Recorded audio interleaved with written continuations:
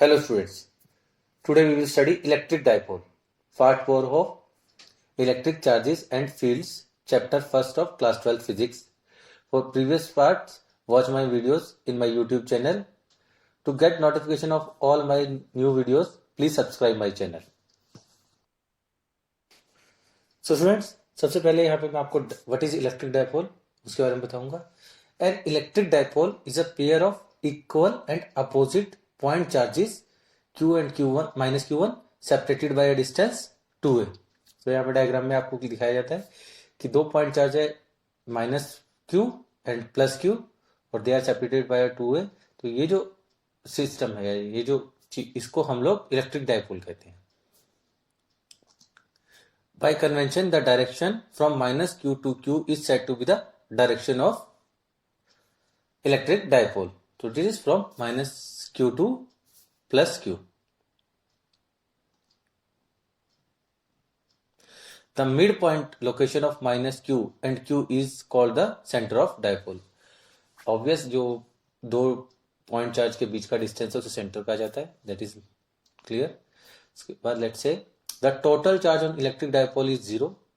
Minus Q और plus Q का जो हमें पता है कि चार्जेस का जो सम होता है वो नॉर्मल एडिशन होता है. तो minus Q plus Q is equal to zero. This does not mean that the field of electric dipole is zero. अब इलेक्ट्रिक डायपोल पे हम लोग जब देख रहे हैं कि चार्ज जीरो है तो फील्ड भी जीरो होगी, ऐसा नहीं है. क्यों? क्योंकि electric field is a vector quantity. तो दोनों जो माइनस क्यू और प्लस क्यू की जो इलेक्ट्रिक फील्ड है उसका जो सम है वो वेक्टर एडिशन पे है. तो जरूरी नहीं है कि वो भी जीरो हो. Since the charges q and minus q are separated by some distance, the electric field due to them when added do not exactly cancel out. क्योंकि जो वेक्टर्स की डायरेक्शन है वो exactly opposite नहीं है. However, at a distance much larger than the separation of the two charges forming a dipole, the field due to q and minus q nearly cancels out. तो obviously जब हम बहुत दूर चले जाते हैं, काफी दूर, तो जो 2a का डिस्टेंस है वो निग्लिजिबल हो जाता है और जो वेक्टर की डायरेक्शन है वो नियरली सेम आ जाती है. The electric field due to dipole therefore falls off at large distance faster than the normal electric field due to single charges. That is instead of 1/r², it is falls much faster. और हम लोग इस चीज को आगे की जो आप आगे देखेंगे what is electric field, how to calculate it, उसमें हम ये फाइंड करेंगे कि ये किसके प्रोपोर्शन होता है. So now we will look at the electric field due to a electric dipole. So electric field at any general point P is obtained by adding the electric field due to minus Q and plus Q by using the parallelogram law, or you can add normal vector addition by adding the horizontal and vertical components. Now we will take two cases to find electric field. First is when we are finding an electric field on the axis of dipole, and second case is the electrodial. So first we will take the 4 points on the axis of dipole. So let P be a point at distance r from the center of dipole. Look at the diagram. Here P जो point है that lies on the axis of dipole clearly, and we are taking it as shown in the figure clearly. The distance from the center we have calculated as P lies at distance r from the center of dipole. Now E electric field due to minus Q, it can be easily written as equal to minus 1/4 pi epsilon naught Q by r plus में a square. Clearly आप इस figure में देखेंगे जो minus Q है उसका distance point P से कितना है, r प्लस में a, that is half the distance between the two charges. And direction of हमने इसमें लिखी हुई है P और वो आपको पता ही, that is from minus Q to Q. और E की डायरेक्शन जो है अब P के अपोजिट है, क्लियरली आपको यहाँ पे दिखाई दे रहे हैं माइनस का. For plus Q we can write it 1/4 pi epsilon naught Q by r minus a square in the direction of dipole. So now we have two electric fields from both minus E and plus. So now we will do the vector addition. Clearly यहाँ पे जो ये दोनों की electric field है ये opposite directions में है, तो हम लोग लिख सकते हैं E is equal to E plus Q plus में E वो minus Q. So we will write it and solve it. We get it q by 4 pi epsilon naught 4ar by r square minus a square का whole square. तो students आप ये mathematics मुझे लगता है easily कर लोगे, तो इसको मैंने कोई डिटेल में यहाँ पे नहीं बताया।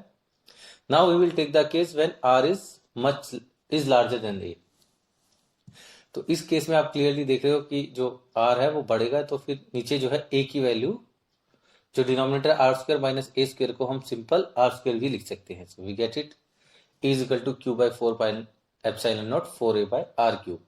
सो क्लियरली इलेक्ट्रिक फील्ड जो है डाइपोल की वजह से instead of 1 by R square changes as 1 by R cube. Now we will take the second case that is 4 points on equatorial. Clearly आप डायग्राम को देखिए, minus Q and plus Q ये charges है separated by distance 2 है। जो हम point P इस time ले रहे हैं वो इनसे directly perpendicular to the axis of dipole. Now we take the P at a distance r from the centre of dipole, but this time जो P है स्टूडेंट्स वो परपेंडिकुलर है r, वो एक्सिस के डायरेक्शन में नहीं है, एक्सिस के परपेंडिकुलर है। So now we will look at electric field due to charge q is equal to, we will take at E1 is equal to 1 by 4 pi epsilon naught q by r square plus में a square।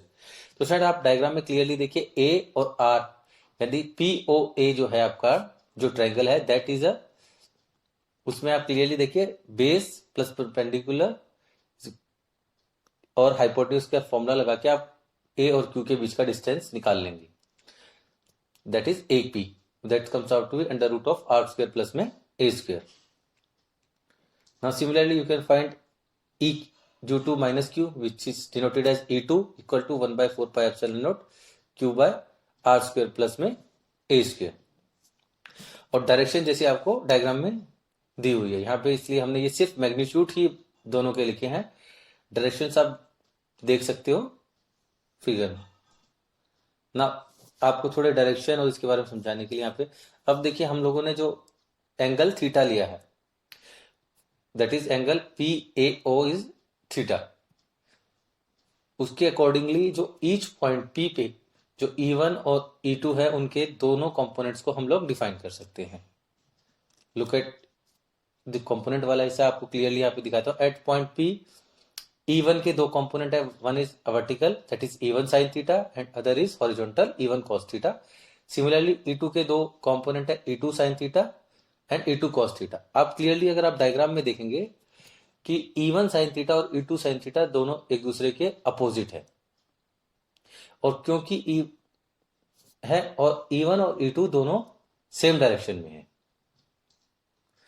ना the direction of मैं आपको समझाई दिया उसके clearly the component normal to the dipole axis cancels away, the components along the dipole axis adds away।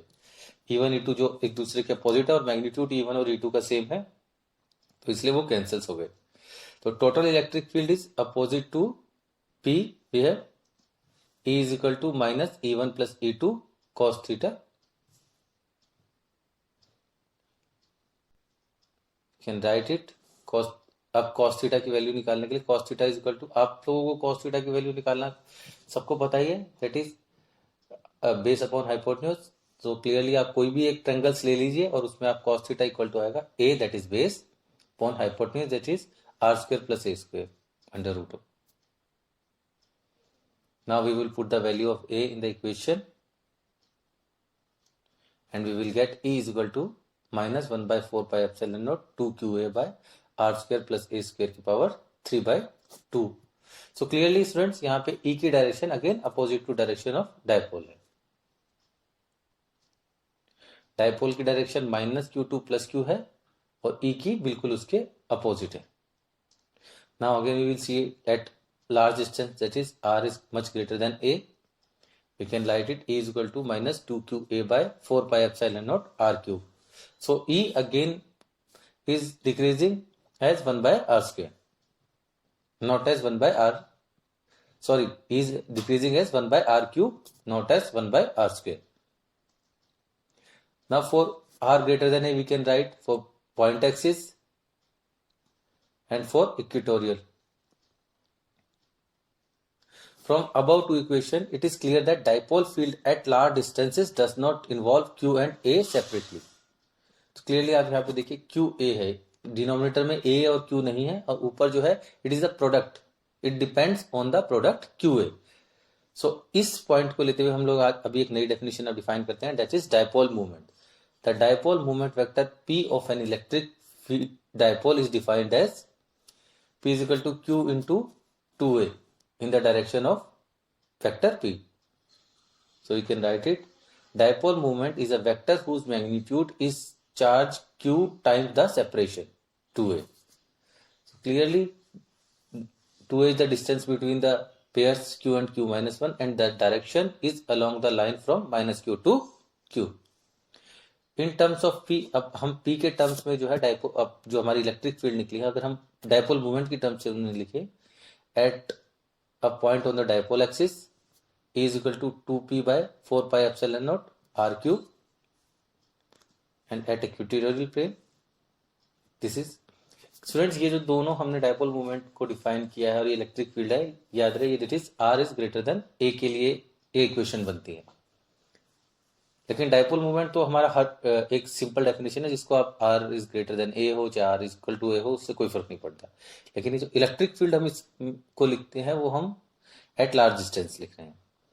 Notice that the important point that the dipole field at large distances falls off not as 1 by r square but as 1 by r cube, जो मैंने आपको बार बार बताया students. Further, the magnitude and the direction of dipole field depends not only on the distance r but also on the angle between the position vector r and the dipole moment p. Clearly जो magnitude है वो दोनों के उन सिर्फ distance ही नहीं, दोनों के बीच के एंगल पे भी डिपेंड करता है. We can think of a limit when the dipole size 2A approaches 0, मतलब दोनों पॉइंट चार्ज एक दूसरे के बहुत नजदीक हैं लेकिन टच नहीं करते. The charge Q approaches infinity in such a way that the product P equal to Q into 2A is a finite. Such dipole is refer to as a point dipole. Actually जब हम 2A को 0 ले रहे हैं तो product 0 ना हो, इसलिए हमने Q को इतना ज्यादा बढ़ा दिया. तो here 2A is very small and Q is too large. तो इस तरह से कि प्रोडक्ट जो हमारा डायपोल मूवमेंट का है दैट इज फाइनाइट, उस केस को हम पॉइंट डायपोल कहते हैं, क्योंकि जो चार्जेस है वो बहुत नजदीक हो चुके हैं. Now we will take the case of dipole in a uniform external field. तो क्लियरली स्टूडेंट्स अभी तक जो आपने पढ़ा है वो डायपोल की वजह से इलेक्ट्रिक फील्ड जो जनरेट हुई. अब हम केस ले रहे हैं कि हमने ये डायपोल जो है हमारा, हमने ये किसी इलेक्ट्रिक फील्ड के अंदर रख दिया, दैट इज यहाँ पे एक्सटर्नल इलेक्ट्रिक फील्ड अप्लाई हुई है उस डायपोल पे. तो उस केस में उसका क्या बिहेवियर होता है वी विल स्टडी है. तो सबसे पहले consider a permanent dipole of dipole moment P in a uniform electric field E. तो यहाँ पे स्टूडेंट देख लीजिए माइनस Q एंड Q दो चार्जेस है डायपोल के और टोटल डिस्टेंस उनके बीच में 2A है. Now there is a force QE on charge Q and force minus QE on minus Q. So net force on the dipole is 0 since A is uniform. तो यहाँ पे जो uniform electric field है तो उसकी value हर point पे same है. तो टोटल फोर्स जो दोनों की अपोजिट डायरेक्शन में है, तो we found that total force जो डायपोल मूवमेंट पे है वो 0 है. However, the charges are separated, so the force act at different points, resulting in a torque on the dipole. तो क्लियरली स्टूडेंट्स आपने पढ़ा होगा जब हमारे किसी भी सब्सटेंस पे फोर्स दो डिफरेंट पॉइंट्स पे लगती है और वो अगर वो इक्वल होती है तो वो उसको एक रोटेशनल मोशन जनरेट करती है. जैसे कि आप एक लंबी सी डंडी ले लीजिए और उसको पे फोर्स लगाइए दोनों उसके पॉइंट्स पे अपोजिट डायरेक्शन में, चाहे आपकी इक्वल हो, वो अपनी पोजीशन से नहीं हिलेगी अगर दोनों फोर्स इक्वल है, लेकिन इट स्टार्ट रोटेटिंग. तो सिमिलरली यहाँ पे है जो दो पॉइंट चार्ज है Q plus QE and minus QE, जो दो फोर्स लग रही हैं दो अलग अलग पॉइंट पे, वो इस पूरे सिस्टम को रोटेट करना स्टार्ट कर देंगी. सो वी जो जनरेट हो रही है दैट इज टॉर्क. तो हम लोग अब फाइंड करेंगे कि वो टॉर्क की वैल्यू क्या है. We can see that dipole is an transitional equilibrium as net force on the dipole is 0. What about the rotational equilibrium, it is also 0. तो जो मैंने आपको बताया स्टूडेंट्स कि रोटेशनल फोर्स जो है वो 0 नहीं है, क्योंकि जो एंगल जो पॉइंट ऑफ फोर्स है वो डिफरेंट है, तो इसकी वजह से जो सिस्टम है वो स्टार्ट कर देगा एक कांस्टेंट एंगुलर वेलोसिटी से। यहाँ पे कांस्टेंट है क्योंकि ई जो हमारी यूनिफॉर्म है, तो दोनों साइड में फोर्स बराबर है। Now we will look at magnitude of torque. It is equal to force into perpendicular distance, जो हमारा रूल होता है। तो we will write that Q E into 2a sine theta. आप डायग्राम में क्लियरली देख सकते हैं कि 2a sin theta, theta is the angle what the dipole makes with the electric field. तो we write it 2qa e sin theta. So अब हमें पता है magnitude of vector p cross e is also p e sin theta. So we can write that torque is equal to p cross e. So torque is a vector quantity and it is equal to a vector product of p cross e. And direction, आप लोगों को ये vector की पता ही है कि आप screw के रूल से इसे निकाल सकते हैं। So we will rotate from P and E की डायरेक्शन से, so will get it inside the paper. आप डायग्राम में ध्यान से देखिए, जो डायरेक्शन ई की है और पी की डायरेक्शन बनेगी, उसमें जब आप पी टू ई की तरफ मूव करेंगे तो इट इज कि आप लोग स्क्रू को टाइट कर रहे हैं, तो टाइट करेंगे तो स्क्रू इनसाइड जाएगा paper. This torque will tend to align the dipole with the electric field E when P is aligned with A, the torque is 0। तो जैसे ही वो उसको रोटेट करेगा और उस डायरेक्शन पे आ जाएगी तो टॉर्क 0 हो जाएगी, because P cross E is equal to 0। Sine theta 0 होते ही वेक्टर प्रोडक्ट जो है 0 हो जाता है। Thank you students. If you like my video, please subscribe my channel by clicking the bell button below. If you have any comments or any query, please write in the comment section. I will try to solve your problem in my next video. Thank you, students.